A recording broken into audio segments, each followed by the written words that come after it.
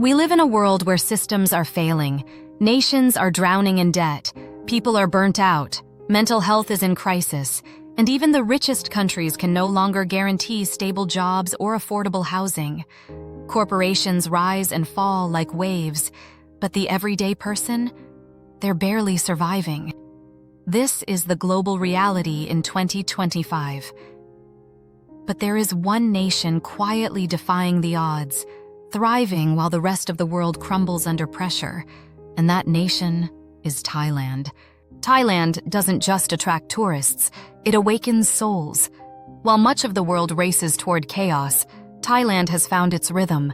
From serene temples and lush landscapes to vibrant markets and warm-hearted people, the country radiates balance, harmony, and joy.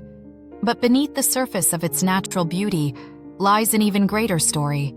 A powerful economic engine that runs not on debt or domination, but on culture, community, and connection. In 2024 alone, Thailand generated a staggering $50 billion from international tourism alone. Let's break it down.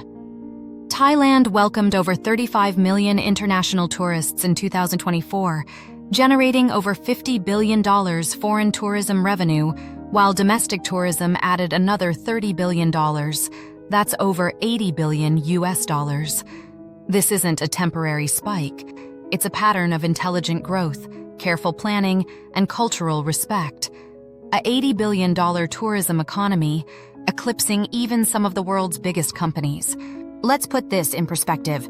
Tesla, once a golden child of innovation, earned just $7.1 billion in net profit in 2024, down more than 53% from the previous year.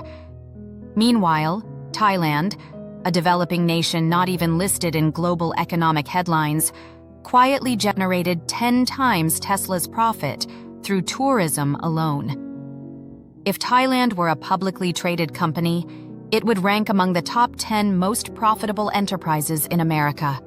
But unlike Wall Street, this wealth doesn't flow to hedge funds, it flows to the people. Tourism in Thailand doesn't mean mega hotels or multinational monopolies. It means tuk-tuk drivers earning their daily bread, mothers cooking pad thai at street stalls, families renting out guest houses, and elders selling flowers at temples. It's a grassroots economy where tens of millions of people benefit directly.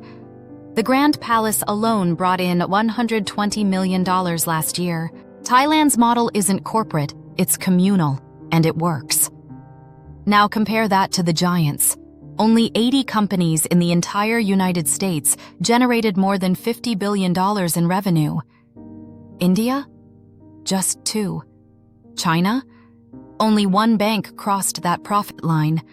Japan, with all its industrial power, had 0 companies making over $50 billion in profit. And yet, here is Thailand, quiet, unassuming, peaceful, outpacing them all through street-level entrepreneurship and cultural magnetism. Meanwhile, in the so-called developed world, teachers are living in their cars, healthcare is a luxury, college education comes with life-crippling debt, 60% of Americans now live paycheck to paycheck, mental health is declining, youth are depressed, and most people are stuck in the loop of work, worry, and weariness. And yet, not a single mainstream outlet reports Thailand's miracle economy. Thailand's unemployment rate? Less than 1%. Let that sink in. And more than half of all Thais, 52%, are self-employed. They run their own businesses, feed their own families, and live with dignity. This is freedom, not in theory, but in practice. Thailand doesn't need billion-dollar startups. It thrives on balance, on trust, on community. Think about this. Thailand is safer for solo female travelers than many Western cities. There are no oppressive religious laws, no fake spiritual empires built to extract money, no industrialized scam economies. It's one of the few places on Earth where culture, freedom, and safety exist together. This is why it has become the top destination for backpackers, remote workers, and retired nomads. Let's talk numbers again. The entire UFC made $1.4 billion. The NBA made $12 billion. Meta made $62 billion in profit in 2024, and Alphabet made $100 billion. Impressive? Yes. But these profits go to a handful of investors. Thailand's $80 billion tourism income? It goes to millions of ordinary people. No other country distributes wealth like this. This is why Thailand's story isn't told, because it doesn't serve the Western narrative, because it proves that true prosperity doesn't require colonization, tech monopolies, or endless debt.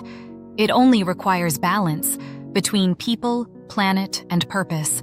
And Thailand has found that balance.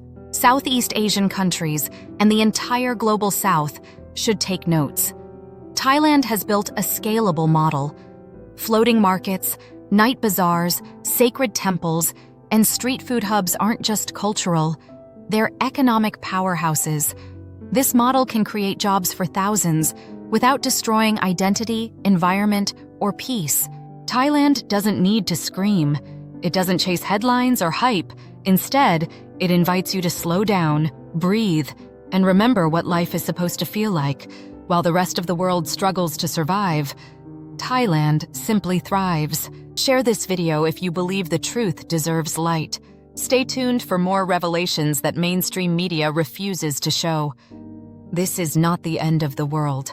It's just the beginning of a better one. And it might start in Thailand.